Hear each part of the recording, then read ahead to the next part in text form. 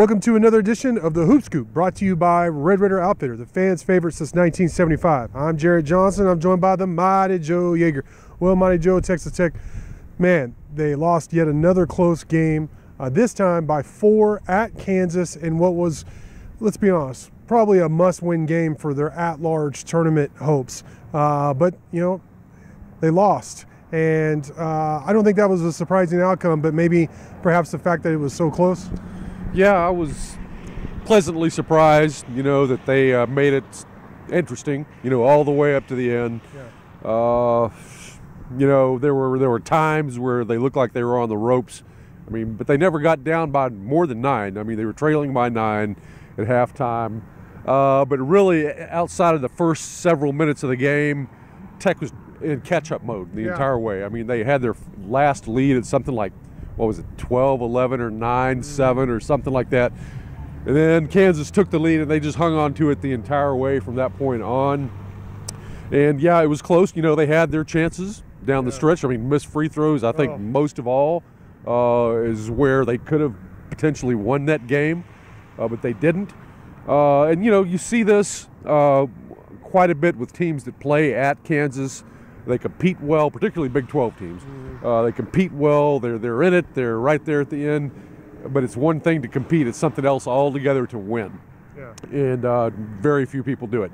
It takes kind of a special team to go in there and beat those guys. And especially on senior night. I know senior night probably isn't quite what it used to be, but still, there is that little added motivational edge there. So it was a tough situation for Texas Tech. And, they lost. It's what you expect in that regard. Yeah, you mentioned senior night. One of the weird things for me was seeing Kevin McCullough celebrated at Kansas senior night. And then he had a big game. He made some big plays. He had a Kevin McCullough type night, and he even made a couple of threes. Just what was your thoughts watching all that? Yeah, he's had a good year. This is the year he picks to stay healthy. Right. The entire way, right? What are the odds?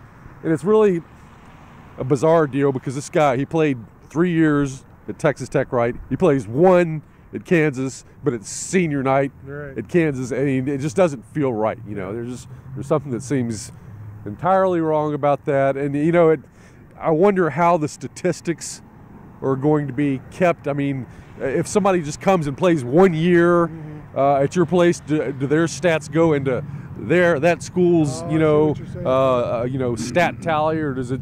If he scored 1,000 points, all right.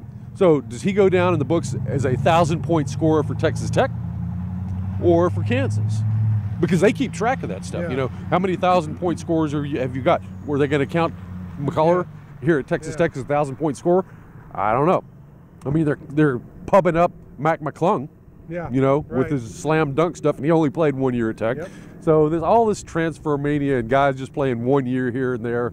It shakes things up a little bit, Yeah, and I think for me, even more, I get the statistical thought, and honestly, it hadn't occurred to me. But to see, a guy who his dad played linebacker at Tech and all that, and for him to mean so much and kind of embody the whole positionless 6'7" athlete, just their whole philosophy, and win so many games for you, and then go to an arch nemesis type in conference opponent, and then make critical plays that pretty much seals your tournament fate is just like it's a Greek tragedy, really. If you really think about it, that's what it felt like to me. Yeah, the basketball gods have been smiting, or maybe the basketball devils, been sticking their barb into Texas Tech all season long. It seems this year. Don't want to whine about it too much, but this team hadn't got any breaks, except for maybe broken bones and stuff like that, and that doesn't really count. So it's been a tough year. I mentioned, and you and I don't like, a lot of people complain about the refs, and you and I hate that. Yes. It's just a part of the sport. I did think that it was ridiculous that Kansas didn't have a foul call on them in the first 10 minutes, and I even noted that in my in-game notes. But that aside, Tech was put on the free throw line in the final minutes and missed. Fardaws missed the front end of a 1-and-1, which was huge. That's 2 points there. And then Davion Harmon missed. He split at the free throw line. Get those 3 points back. I know you lost by 4, but obviously the complexion of the game would have been different building up to that.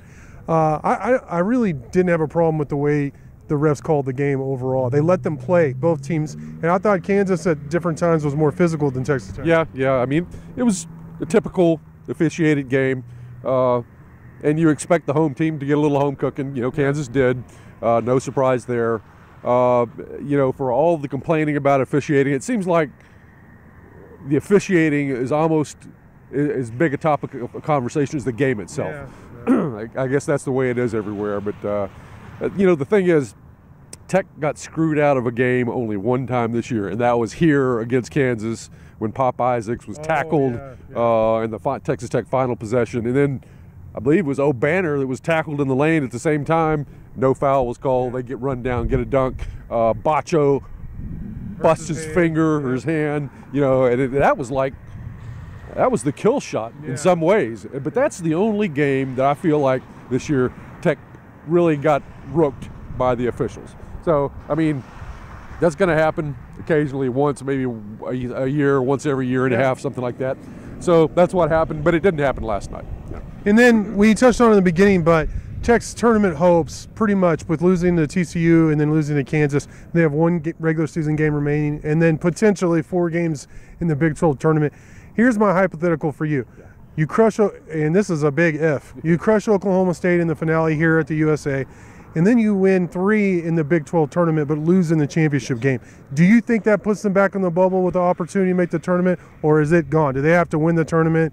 Just in your opinion, I mean, who knows how all the conference tournaments are going to play out, but what's your thought on that? Yeah, you know, if that happened and then everything else around the country kind of played out so that you don't get teams making a wild run to the conference title and taking somebody else's bubble spot, and then you get some teams that are like on the bubble right now, including Oklahoma State, by the way, who fall out, then, you know, I think there is a remote chance that Tech would get in. I still think they would fall short. I still think they would be on the wrong side of the bubble, but you know, there's a tiny thread of hope there, a little filament of hope, and you know, I mean, Mark Adams is going to use that. He's going to say that. All right, you know, we got one shot, beat Oklahoma State, and then make it to the title game, and then we might get into the NCAA tournament. That's valid use of motivation there, and I expect him to do that.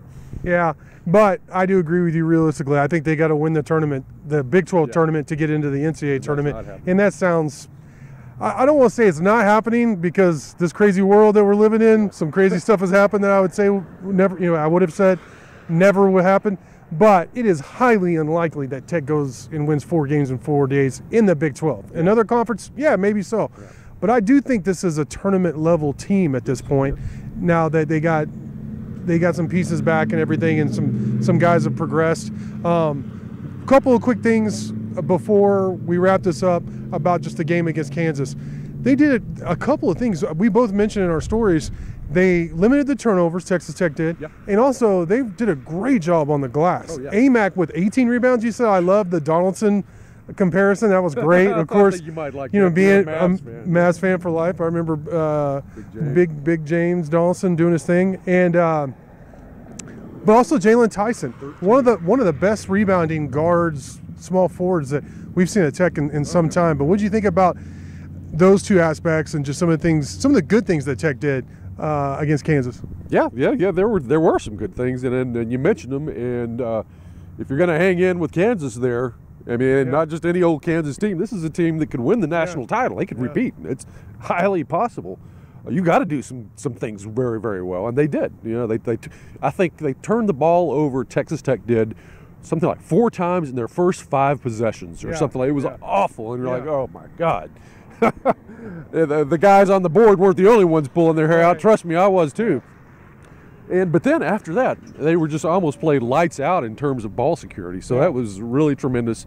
And yeah, the rebounding, it was, and they've been these ever since IMAC has been back. That's the way it's been. It's just a lot of times when in terms of defensive rebounding against Kansas, you wouldn't even see a Jayhawk in the picture. It was the same thing against Oklahoma in that game, where there wasn't a Sooner anywhere even close to getting a rebound.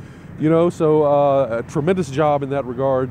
And Tyson, man, you would expect somewhat with a huge dude like IMAC to be a really good rebounder. But Tyson's not the biggest dude in the world. He's kind of a pretty boy, but he plays pretty tough. You got to give him credit for that. There's more to him than meets the eye. He's really got some want to and effort. He will go and pursue a long rebound better than just about anybody else. I saw him last night, snatch 2 or 3 away from Jayhawks. He just beat him to the spot. He's one of the guys that has the quickness and the drive to go and do that. And so he's a really good rebounding guard. All right, well, senior night coming up Saturday. I believe the tip-off is 5 p.m. Central Time here at the USA. So Texas Tech will finish the regular season against Oklahoma State. I know a lot of people are going to wonder how much there is to play for, but like you said, there's still that sliver, and you want to go out, with a home win against a conference opponent on senior night. But Monty Joe, great stuff from you as always. Thank you all for watching, and until next time.